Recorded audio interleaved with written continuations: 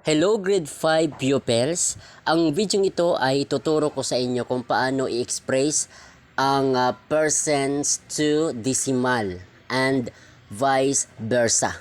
Tapusin nyo lamang ang video ito hanggang sa dulo upang kayo ay mayroong matutunan.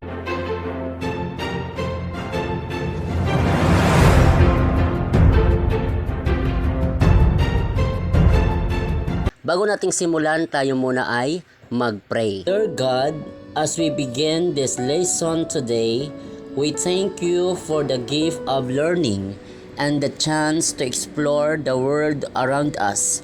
Please be with us, guide our minds, and help us to understand and remember what we learn.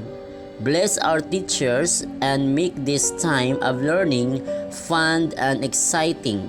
In Jesus' name, we pray, Amen. Ngayon, ating nang simulan. Ngayon, ang ating given number 1, 9%. Okay, ang gagawin lang natin, ang pinakasimple, ating lang palitan itong percent sign to decimal point.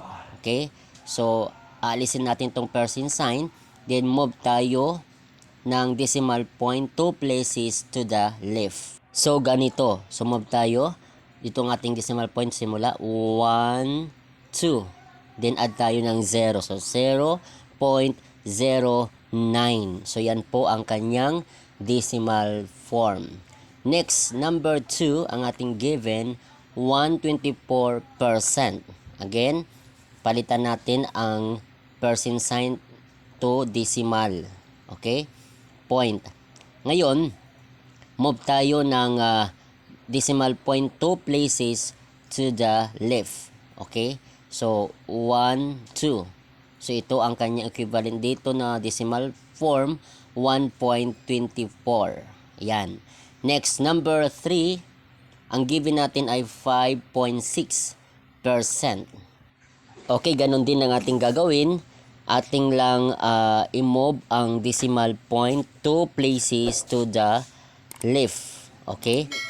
Ganito po. So, 1, 2. Okay?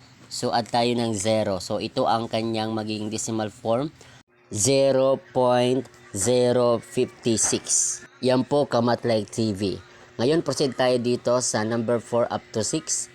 Ngayon ay ating naman i-express sa percent. Paano nga ba? Okay, ang given natin number 4, 0.85. This time, ang ating namang gagawin ay mag-move tayo ng decimal point 2 places to the right. Okay?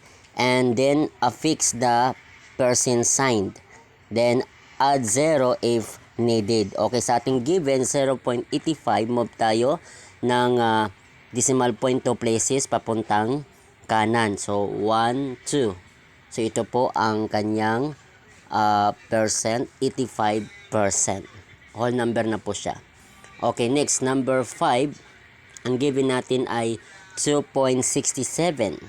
Ganon din ang ating gagawin. Move lang tayo ng decimal point 2 places to the right. So, 1, 2.